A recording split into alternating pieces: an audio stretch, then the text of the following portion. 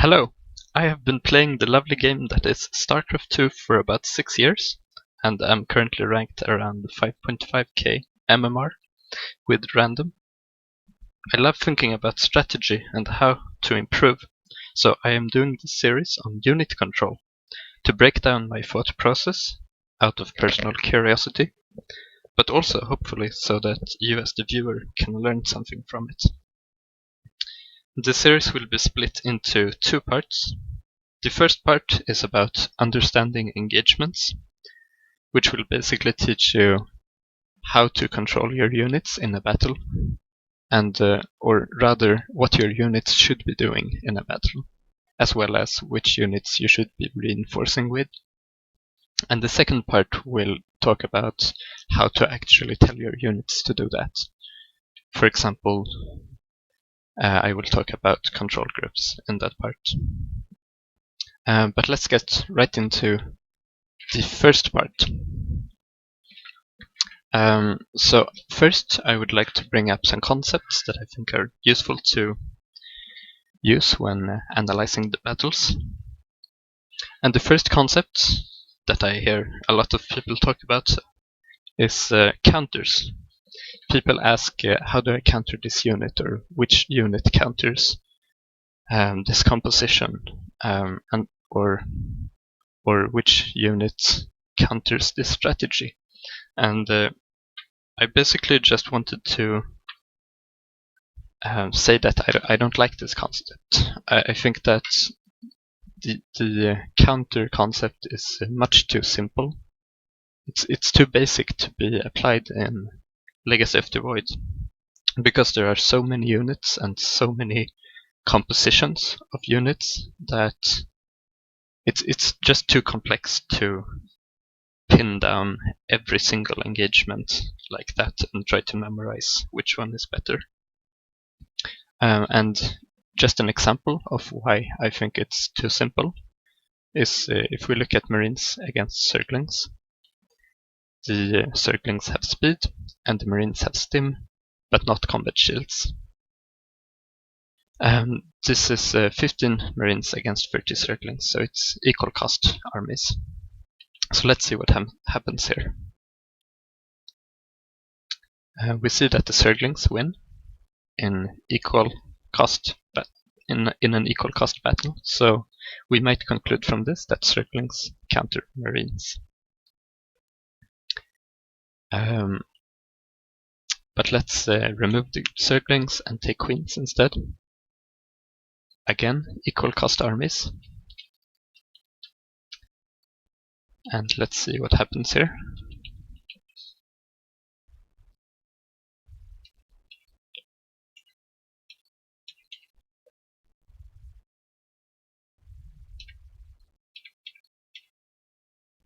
We see that the Queens win quite convincingly. So we might conclude that Queens counter Marines. And having seen this, we might say something like, or we might think that Queens together with Zerglings should counter Marines, because they both counter Marines. But let's see what happens here. Twice as many Marines, of course. Again, equal cost armies.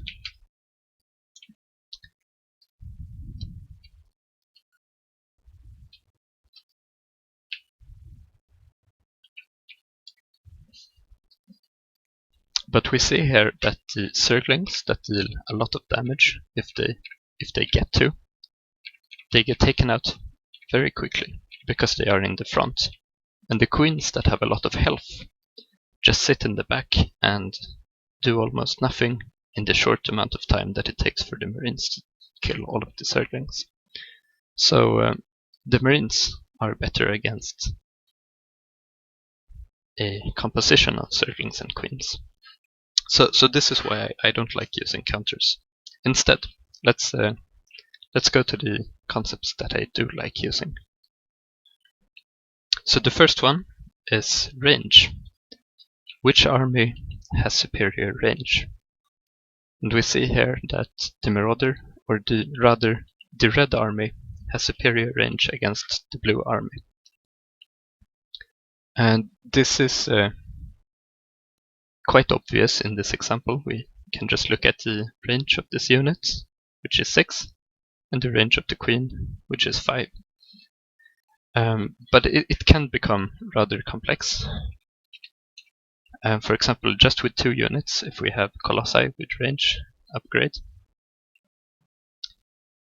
as well as stalkers against Vikings and marauders, which army has superior range in this match? We see obviously the Viking has superior range against the Colossus.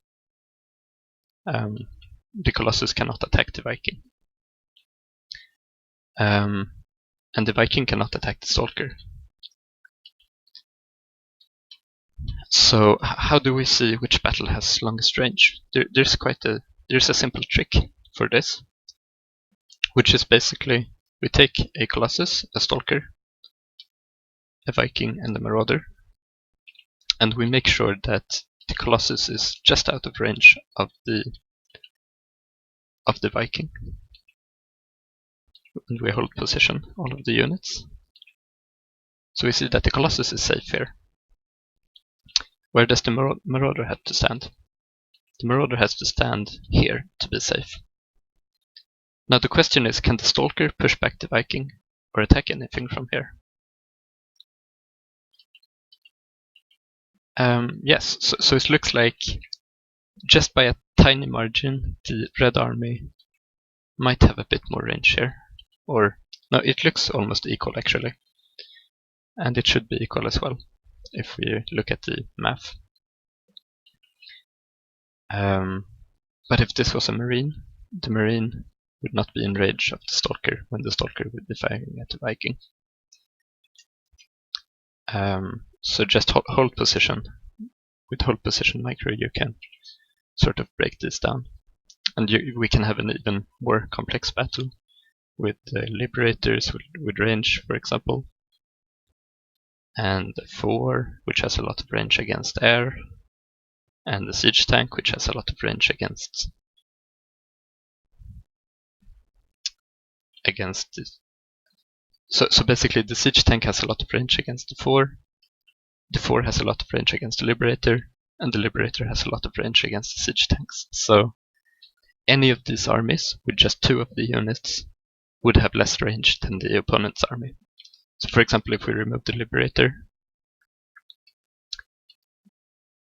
suddenly this Liberator can siege up here, and the 4 cannot do anything about it without stepping into the range of the Siege Tank. If we have removed the 4,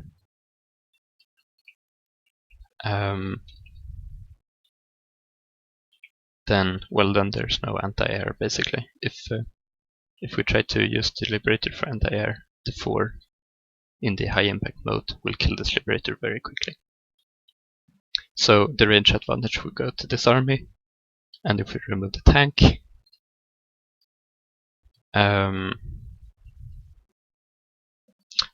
well, this is rather interesting. We see that the Liberator here actually has a range advantage against the Siege Tank. And this 4 cannot do anything, and the Liberator cannot do anything. I mean, if the 4 tries to do something, it has to step into range of the Liberator first, because the Liberator has more range than the 4. Let's look at that again.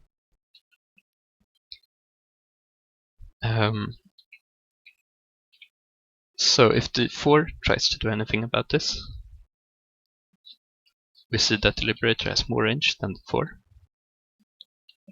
And if the Liberator tried to do something, we see that the 4 has more range than the Liberator in the normal attack air mode. So in this scenario, there actually is not a range advantage for red. So I'm just trying to show that this can be quite complex, but of course usually it's quite simple to see which army has more range. So that was the first concept. That was probably the biggest one. The second one is speed. which army is faster. And here we see, obviously, the Marauder is faster than the Queen, out of range, out of creep, I mean. And this is a brilliant combination. If you have a range advantage as well as a speed advantage, you can do perfect kiting, which is you attack and you run away, attack and run away, and there's nothing the opponent can do about it. So range plus speed is an incredible combination.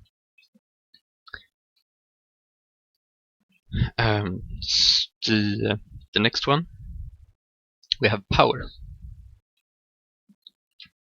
which is basically which army is more powerful. This should not be confused with which unit is more powerful. We see that the Queen here is, or rather the blue army here is more powerful than the red army. But we cannot say that the Queen is in general more powerful than the Marauder, or that we cannot even say that this army is more powerful than this army, because this army is more powerful against armored units, which the Queen, of course, is not. So, which army is more powerful? We're always looking for if you have an edge in this. In the previous example, if we have a speed advantage as well as a range advantage, like we do here, it doesn't matter if the Marauder is stimmed and even faster, or if it has 10 range. The only thing that matters is that we have more range and we have more speed, and that makes for a perfect battle, even if it's just by a little bit. So we're looking for who has the edge in this. So range, speed, and power. The next one is next concept will be area of effect. You can check for yourself that a single Liberator loses to a single Viking. But if we have a fight like this, the Liberators will deal damage to a lot of Vikings at once. And we have an area of effect damage. This basically means in practice that the Vikings has to spread out. The Vikings cannot clump up like this, because then they die extremely quickly. Next concept is pushback.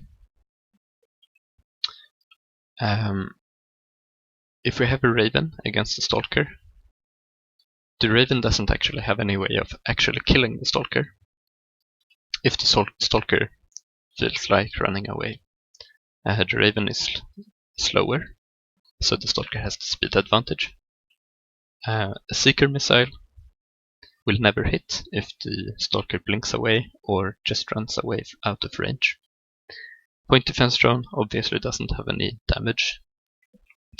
And if you cast an auto turret like this, the Stalker can run away. So you may say that the Raven is useless against the Stalker, but this is what this concept brings up. What the auto turret does here is it forces the Stalker to run away, and that can be very important. For example, if you're trying to run away with a slow army, you can keep it alive with the pushback mechanic.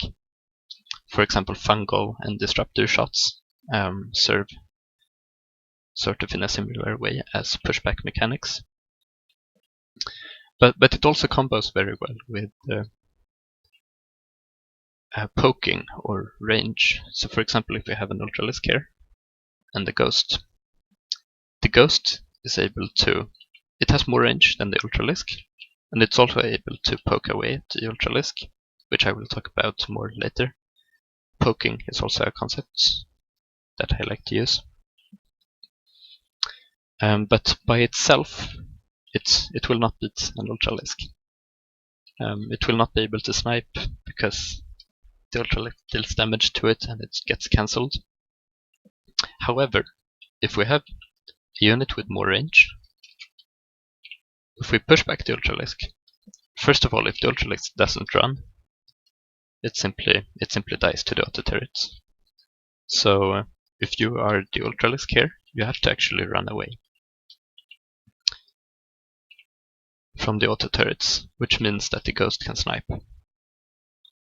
So a pushback together with poking or range is incredibly good, and this is why Tempest High Templar is such a good combination, because you have the pushback with the Storm and the range of the Tempest. So that's just another example. And the next concept is, like I just said, poking. It's when we have a composition that is an army that is able to move in towards your opponent,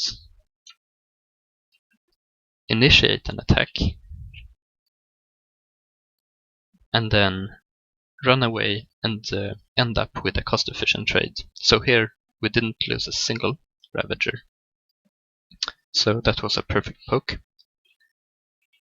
It doesn't have to be perfect, but as long as it's cost-efficient, I will say that the red army has the ability to poke, has a poking ability towards the opponent.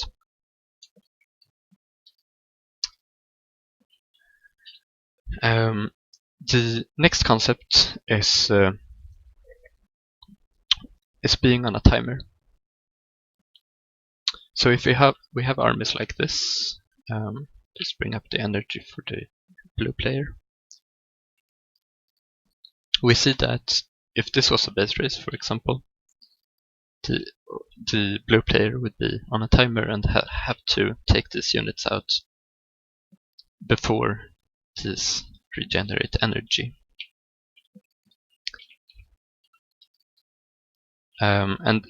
And this can be because of maybe you have much less economy, maybe the opponent is about to reach some superior tech.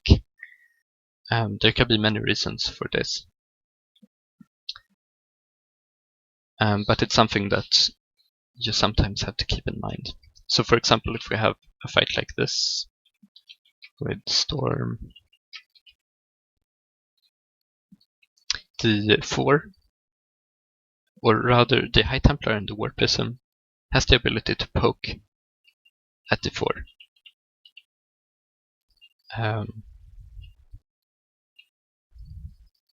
Oops, that was a micro error by me. You should not lose anything here as the red player. But if you have a Nexus here, you know, just poking at your opponent is not good enough. You're basically on a timer to take out this 4 before this Nexus dies. So maybe you have to actually morph into an Archon after you storm a bit. So that's something you need to keep in mind as well. When you are on a timer,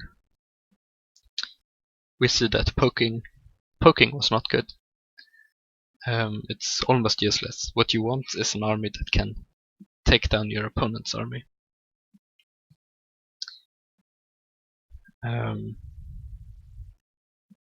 Yeah.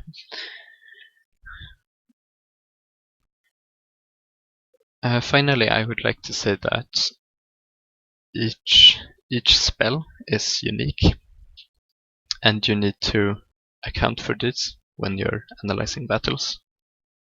The other concepts are more general and work for all of the units, but the spells can be special. For example, Neural Parasite is unlike anything else in the game, I would say. So cannot forget about those. So those are all of the concepts. And I like to say that if you have an advantage in a lot of those, you have a lot of utility. Or as Tasteless says recently about sophistication. So I would just like to look at this battle briefly before we look at the big battle. that I will analyze more deeply. So here we have Marines and tanks against Marines and tanks. Except the red player has a single liberator as well. So we see that anything that walks into this area will be killed by the tanks very quickly. Except for the liberator, because it's flying. That's also something you need to keep in mind as well. Sometimes having flying units or invisible units can help you. So you cannot forget about those completely. But they're not as important as range, for example, most of the time. But yeah, we see that the liberator. Oh, I actually have range here. I should take that away. It's not necessary. So if the liberator walks here, sieges up here, it will be in range to take out the single tank over here. And can the Marines do anything about it? No. Basically, the Marines are not in range to do something, to take a cost-efficient fight there. So the red player, normally I would say they would have siege, but or a range advantage. But the blue player is actually able to just move away. So what does the red player have here? Is there anything that this liberator does? It's a pushback mechanic. You're pushing the tanks back. So, for example, if we have a real game with a base here, a mining base, the red player will be able to slowly push back the tanks of the opponent, push your own tanks forward. This was too close, of course. That was not necessary. But you will be able to push this back, move your own tanks forward, and eventually take out the base. So if we are the blue player here, is there anything that we can do about it? There's the obvious thing. There's the let's try to kill his army and see what happens, and that's obviously not going to work against sieged up tanks. And we see that the blue player just lost the game here. Is there anything else that you can do to avoid losing the base? There's what I like to call a tactical sacrifice, which is you take a very bad trade. Oh, that wasn't even enough. Let's try to split up a bit better.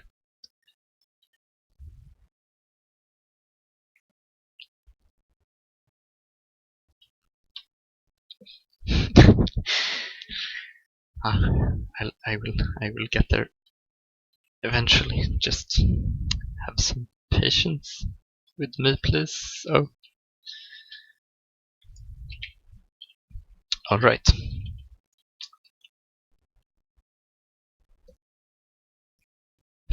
Just barely. Okay, brilliant. So we see that the blue player has the ability to take away utility from your opponent in a very cost-inefficient way. So we see that the blue player lost 30 Marines just to take out a single liberator. But sometimes that can be good because you take away utility from your opponent.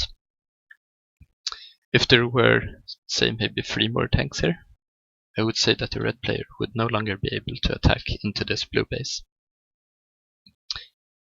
So if you are the red player here, you need to think about, you need to keep this in mind, that even though you have a superior army that maybe you think in theory you can push this back and then take out the base. In practice, oftentimes your opponent can make these tactical sacrifices. So what you can do as the red player is maybe make 1 more liberator, so that if that happens, you basically make 1 liberator and the opponent has to remake 30 Marines. If you are the blue player, maybe you want to make a Viking to prevent this from happening completely.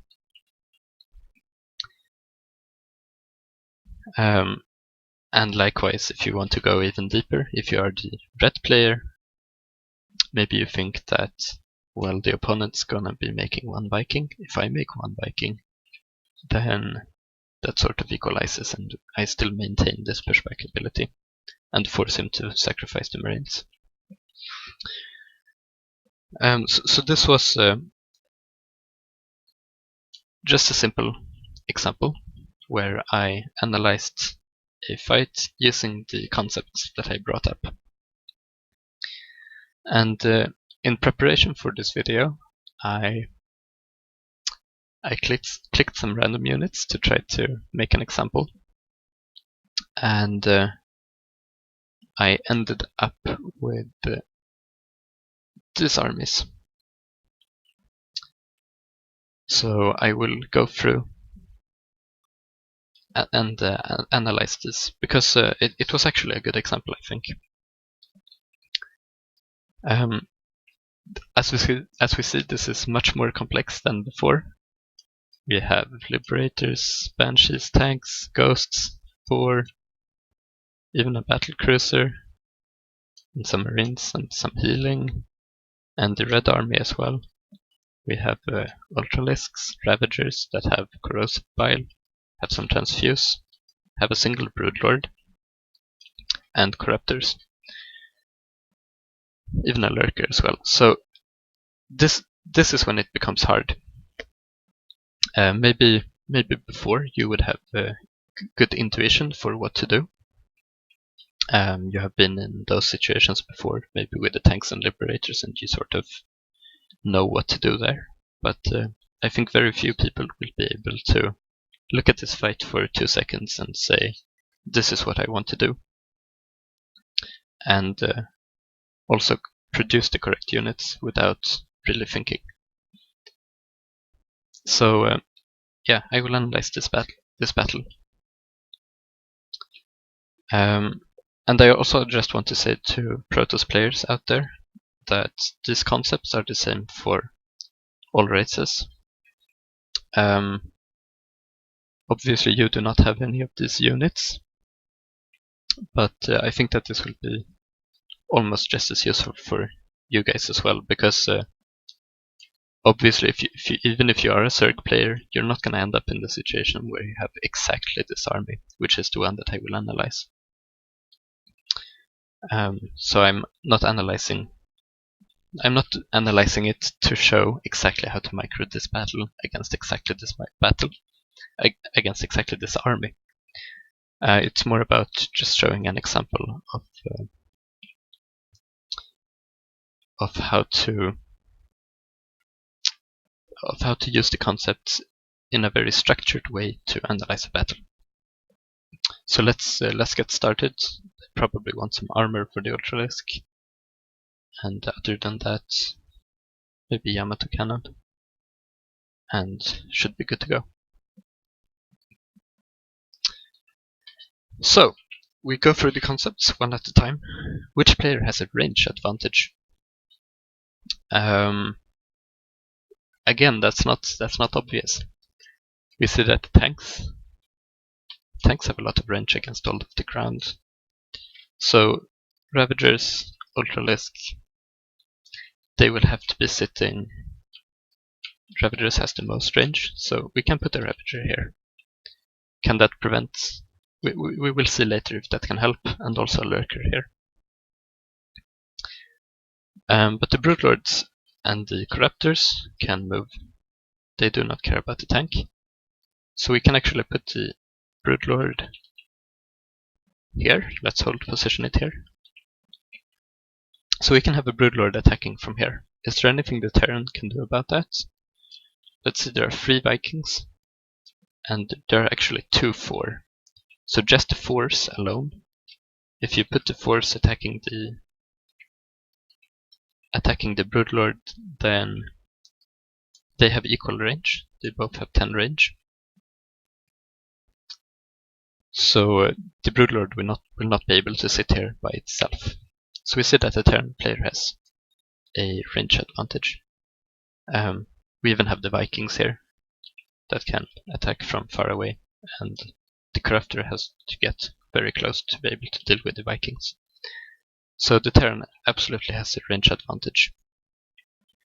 Which player has a speed advantage? The Zerg army The Broodlord and the Queen will be slow, but the rest is very mobile. Maybe don't need to look too much at the Lurker. The Terran army, however, it's not super slow. I mean, it's faster than the Broodlord.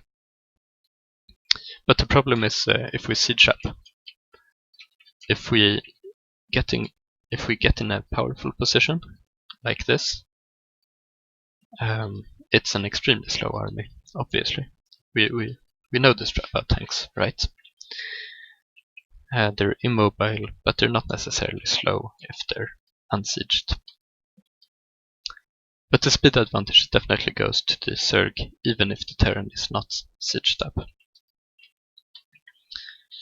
Now, which army is more powerful? The easiest way to test this, and the best way, I think, is to actually let the armies fight.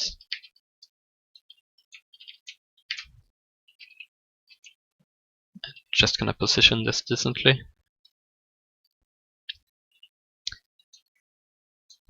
Maybe the Vikings and the Battlecruiser doesn't want to get hit by Ravager Biles, likewise the Banshees. And then spread out the Zerg army a bit, because the Terran has area of effect, and the Zerg army has melee units which will get in the way of each other, so they need to spread out. So let's see what happens here. Cast down a few Biles and do a few snipes. I think that's about all that we can do here.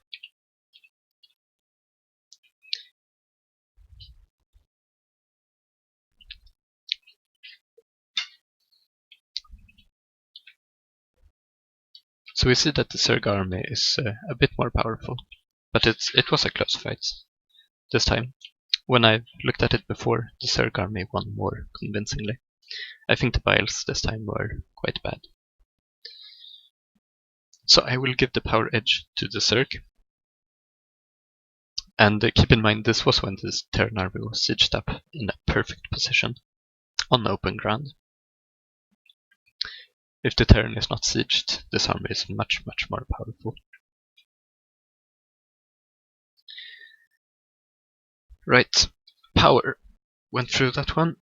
Area of effect. The tanks have a bit of splash, but the Zerg army is so big that we don't need to care too much about that. I mentioned before that you need to spread out before anyway, because you have melee units, and you want to get that concave. So area of effect will not play that big of a role in this fight. For example, if we had like 30 corruptors, maybe the force would stay in this mode and deal a lot of damage to prevent this from stacking like this and trying to snipe down liberators. Liberators also have a little bit of splash, but in this case there are only 6 corruptors, so that doesn't matter. So take that one off of the list. Flying units. What about these? Are they important? Is it important that they are flying? Well, we saw before the Terran has plenty of anti-air with the 4 and the Viking. And likewise, the Biles will deal with the Liberators, and the Corruptors are just very strong units that can deal with the rest of the anti-air. The rest of the air. The Ravagers, if they bile the Battlecruiser, it has to run around constantly and cannot attack. So there's plenty of anti-air in this army, so we don't need to care about the flying units. Now, does either player have a pushback ability? Corrosive Biles kind of act like that. It's hard for the Terran army to chase, but as it is, this army is faster anyway, so that's not really going to happen. But and the Ultralisk as well. They're good at pushing your opponent away from the Ultralisk because it's just so strong. But it doesn't really matter for the Zerg because the Terran has more range. So the Zerg is not interested in pushing the Terran away. uh, because of that range. The Terran, however, here we have more range, so if we could push back the Zerg, that would be brilliant. Well, the 4, just like the Ultralisk, acts a bit like that, just in being strong and having a lot of health, but they're not as powerful as the Ultralisk, so they're not very good. Liberators, now this act as pushback, definitely. If anything walks into here, they will have incentive to try to walk away out of that one, because it's just so cost effective. It's such a powerful attack in this area. But other than that, it's nothing really. There's nothing else here that can push away the Zerg army. So we saw before the Zerg army was able to just run right onto this army and take it out, and there was nothing to be able to prevent that. Maybe a nuke eventually, but it's too slow. It's too slow, sadly. So next concept. Let's go through this, all of this. Poking. Does either player have poking? Let's look at the Zerg first. The Broodlord. Well, we saw before that it doesn't actually have a range advantage, so the Broodlord will not be able to poke. Lurker, obviously not. Ravagers, however. These are the interesting poking units that I mentioned before. Will they be able to poke at the tanks, for example?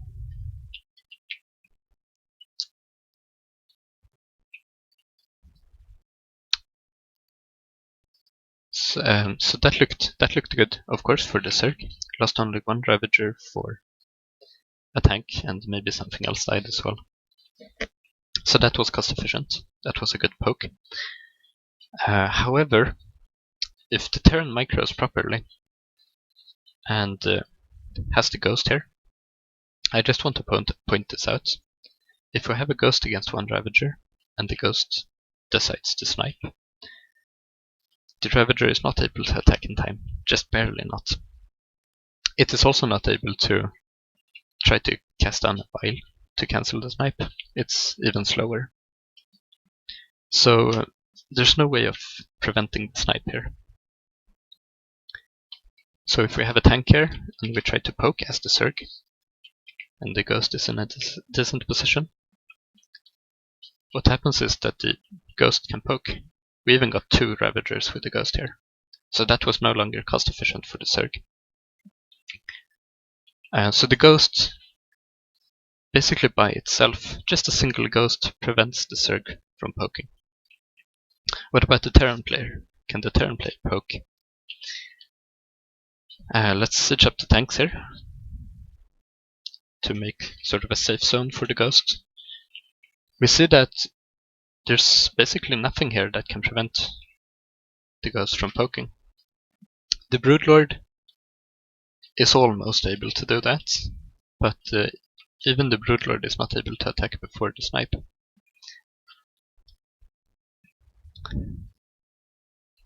And also the Vikings should be sitting here, pushing the Broodlord away from the ghost. So the Terran player has the ability to do 4 pokes until the energy runs out. The only other unit that is capable of poking here is the Battlecruiser, the ultimate poking army. Let's just choose any unit, take it out, and teleport away. So that's obviously excellent for the Terran. But again, it's not something you can do forever. You can only do it every 70 seconds, and which is about the same as the Ghost, which needs to regenerate 50 energy. So Terran has a bit of poking. Are there any interesting spells that we need to look at? We have Transfuse. That's just a powerful spell. Makes the Ultralisk even more powerful. Also has the ability to protect the Broodlord a bit against the 4. But just a single 4 attack and snipe should still take it out very quickly. Ravager Biles, we looked at those. We're not able to use them as poking, but they were very good at taking out the tanks and the liberators in the one big engagement. Terran also has a lot of spells. There's cloaking for the banshees, which will not be interesting because there's an overseer. Cyclone lock-on. The tickle cannon, not going to be relevant. Now if you go through this, you can think about the 4, which mode do you want to be in. And the splash is irrelevant, so you want to be in the high attack against the armored corruptors and broodlords. This is simple, just go through it and you will see this for yourself. And EMP, not going to be interesting. The snipe we already talked about, so there aren't any more spells to talk about here.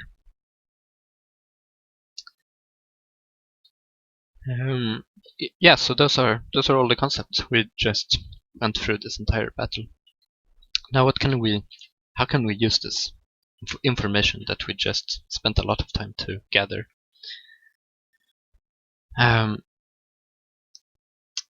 So we see, just to recap, the range advantage goes to the Terran, speed advantage to the Zerg, power advantage slightly to the Zerg, and poking advantage to the Terran. Those were the only relevant ones. So if we are the Zerg, if we see this army on open ground, of course we want to just jump on top of it and kill it.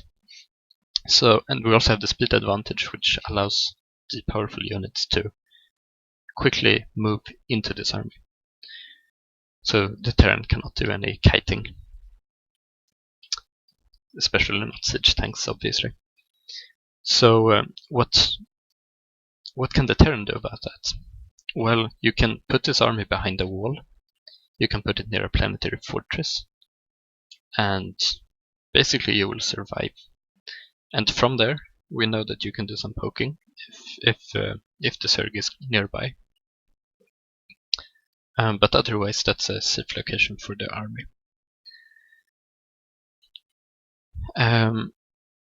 We also, as the Zerg, we also have the ability to do counterattacks. We can split up the army because this army is too slow to punish this small army being in the middle of the map. It cannot just jump on top of it and kill it. So you can attack at several locations at once, which is something that the Terran player cannot do, because the Zerg will gather up and just kill one of the armies and then kill the other one in quick succession. So that's no good. So that is something that the Zerg can do. You can split up and you can do counterattacks, because you can always retreat with your superior speed. So that's how we sort of know what we need to do with our armies right now. And yeah, the conclusion is the Terran has to sit in turtle, which is maybe not the most exciting conclusion, but that's the fact right now. But looking into the future, if we are the Terran and we see this army from the opponents and we have this army, what should we be producing in order to be able to eventually move out on the map and kill the opponent? We have range. We lack a bit in power. But because we have a range advantage, as I've mentioned earlier, range and pushback is a great combination. If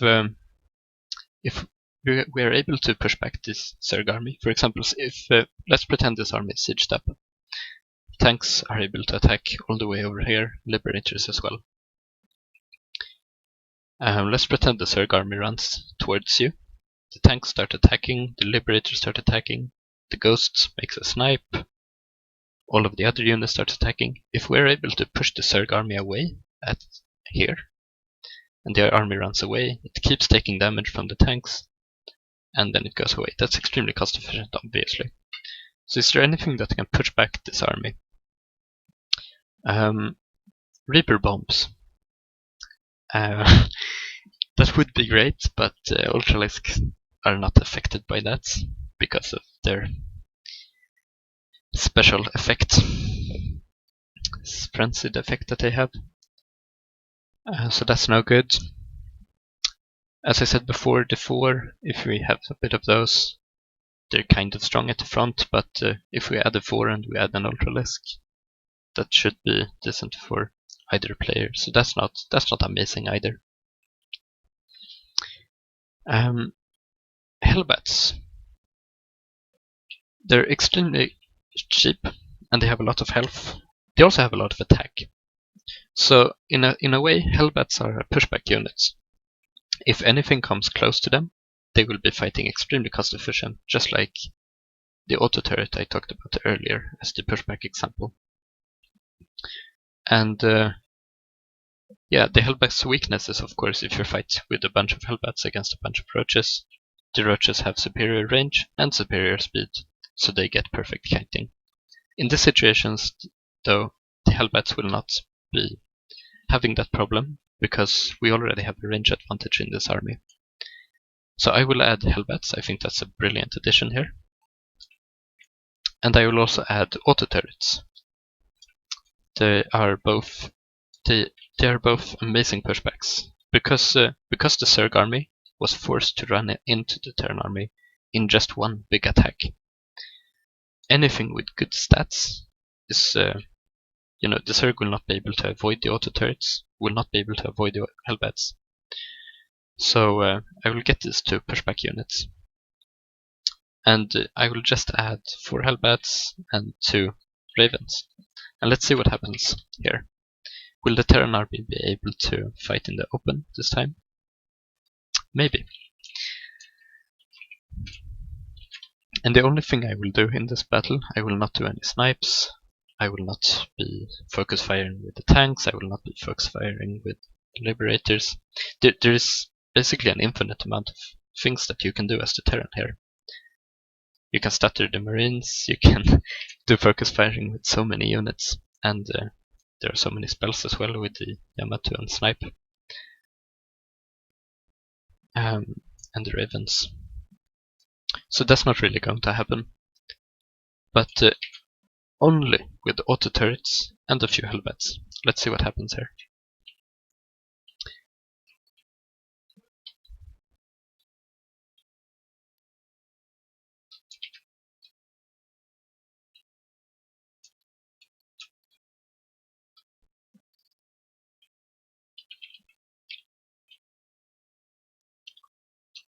Obviously need some Ravager Biles. I think they may have been even better than the last game. The last engagement, I mean. We see that this Terran army completely demolishes the Zerg one. And there is a bit of snowball effect in this, I admit. But just 4 Hellbats and 2 Ravens completely changed everything. And instead of losing the battle, we have this much to spare. And just to look at the snowball effect, is it just because this army is bigger? Let's add other units that cost just as much. The Marines and Marauders. They are good because they have speed and range against Ultralisks, because yeah, simply that. So they will be able to do kiting. But if they kite away from the siege tanks, they will be left to die together with the liberators. So kiting is not an option in this army, which makes these units a very bad decision to add to this army against this army. Hellions, likewise, horrible addition. Vikings, we're already winning the air battle. It's a horrible unit. Banshees, their stats are not nearly as good as the auto turrets and the Hellbats, and maybe some Cyclones as well. So here I added even more. But I added the worse units. So let's see what happens this time.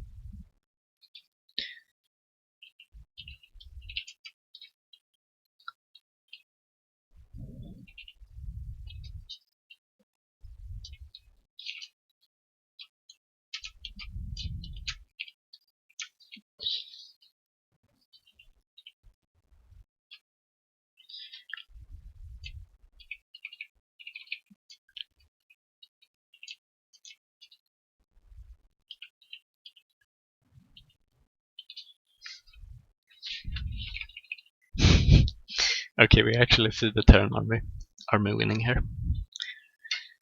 I want to do this again. I'm not quite satisfied with that fight.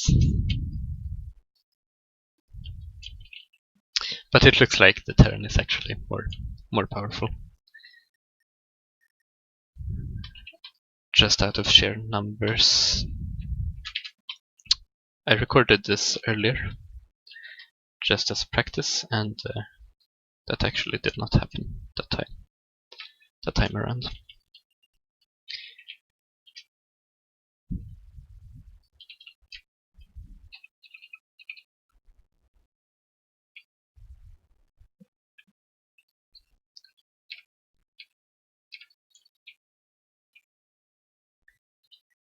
Yeah, this was a much better fight for the Zerg.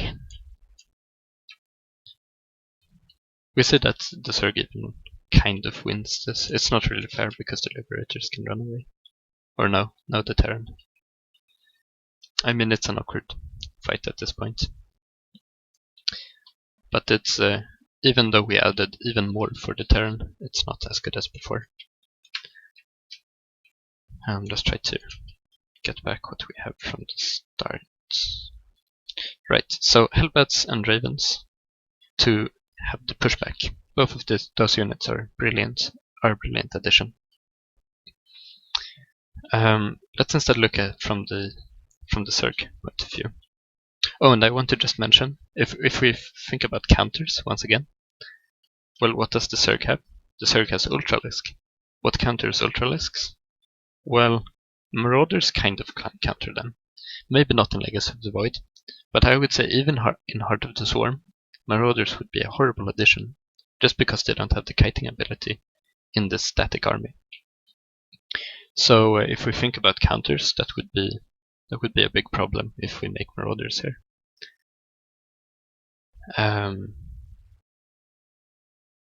Yeah. And Hellbats, for example. Hellbats doesn't really counter. There are 10 Zerglings, that's nothing. Hellbats doesn't really counter any of this. But if we have exactly this army against exactly this army, Hellbats are a great addition. But yeah, let's look at the Zerg point of view. What can you do to make this army stronger? Again, we have speed, we have power, but we're lacking against range and poking. So I have a few suggestions here that the Zerg can do. The first one is 2 infestors to change the utility of the Terran. With these 2 infestors, we looked before at how the Ghost could snipe anything it wanted. Not anymore. The Fungals prevent that.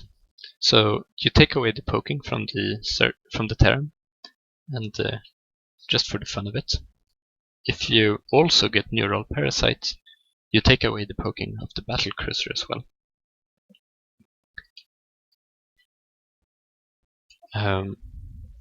Because if the Battle Cruiser comes in like this, it no longer cancels the Yamato from the recent patch, but it will not be able to jump away if you take it like this. You can use the teleport into the Zerg army as well if you want to start the cooldown if you're afraid of the neural running out. So the point here is that you took away utility from the Terran. The Terran can no longer poke. And also, the infestors slow down the Terran even more, because we looked at before how this army is kind of quick, right? It's not as slow as trying to move around with sieged units. But if you move around like this, for example, if you have a Terran base here, and you run in some Ultralisk for a counterattack, if you're the Terran and you try to defend this base and walk around like this, that will end extremely badly for you if you have infestors around. So suddenly, what this Terran has to do is spread out, walk around spread out constantly, maybe siege up the tanks as well, because it's the only range advantage that you have against the infestors. So if you try to move around like this to defend your base over here, that will take forever.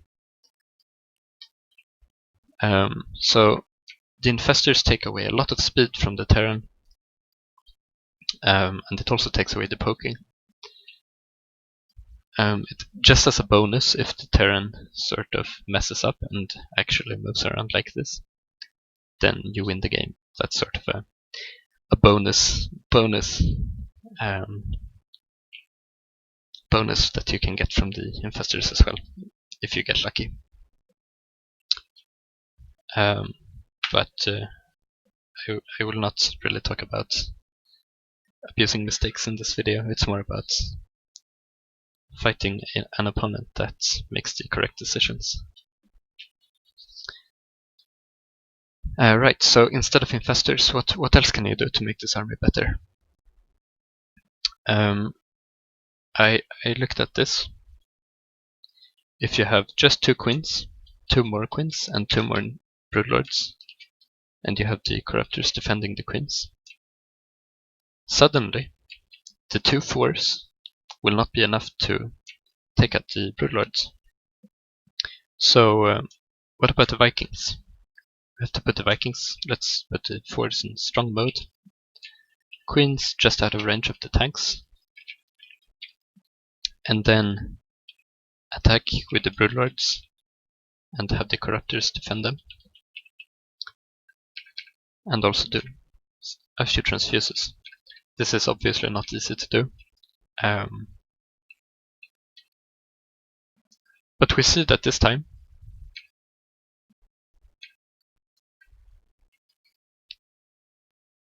the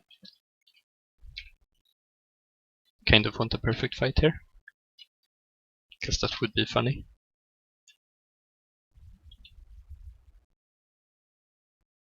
Which one is taking damage? This one. Okay, so just by adding 2 broodlords and 2 queens, the Zerg took away the range advantage of the Terran and gave it to yourself. So now the Zerg has the range advantage. And that completely changes everything. We saw how the Zerg won this battle without losing a single unit.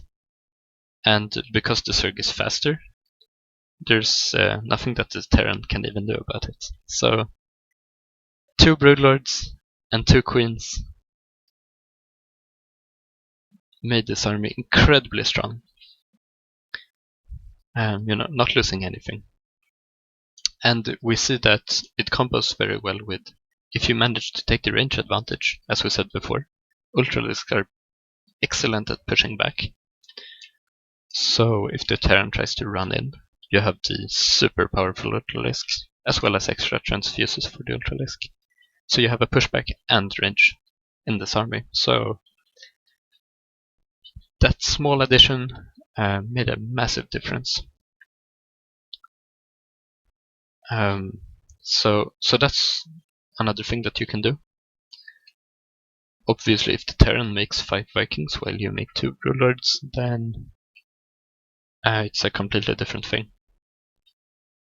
So that's why having the advantage is so important. It doesn't matter if you have much more range, as I said before. Yes, as long as you have a bit more range, you have enough broodlords so that the 4s have to stay back from the broodlords, and then suddenly nothing else has to reach.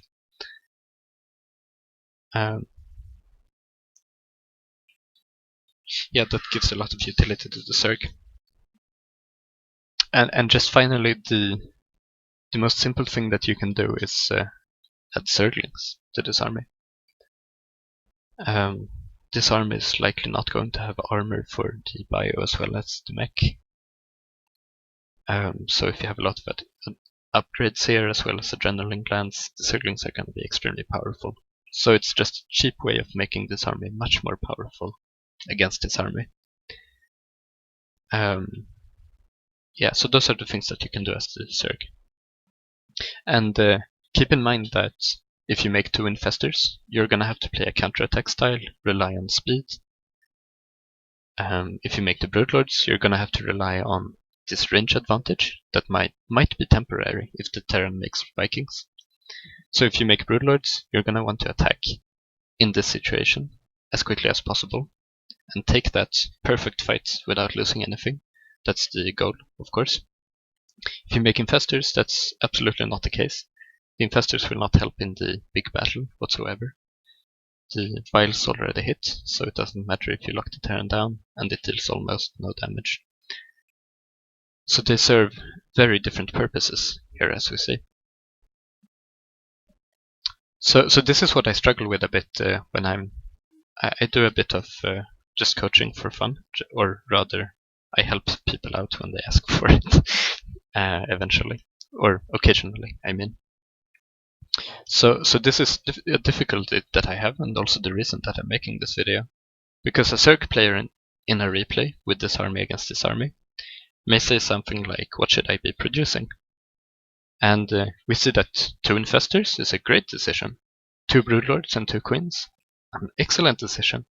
And Zerglings, also a good decision, but you have to play to what you produce. They force you to play completely different styles, even though it's just 2 units. So that's why I think it's more important to understand these things in general and analyze the battles for yourself. And use these concepts that I find extremely powerful. I may have just run out of things to say. Yeah, so this is what we learned. We learned what the Terran army had to do and what the Terran army can produce, and likewise for the Zerg, exactly the same thing. And just using those concepts, I think, are extremely powerful. Of course, these are just the ones that I find the most useful, and if you have other concepts that you think are just as powerful, I would love to hear from you in the comment section if you want to share those. Right, and finally, I would just like to say that I just spent 1 hour talking about this. Obviously, that's not something that you need to do. It's something that you can do to practice this. But what will happen for me is maybe I will play a game. I will pause a replay and look at the battles briefly, look at the unit compositions for me and the opponent, and try to make these conclusions faster. You know, you don't need to go through all of the 10 concepts in a very structured manner.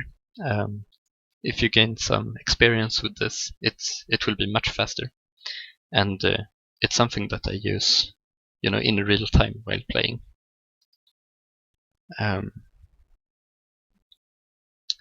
So it's not something that you just do to watch replays. It's something that you can actually use in real time in the game.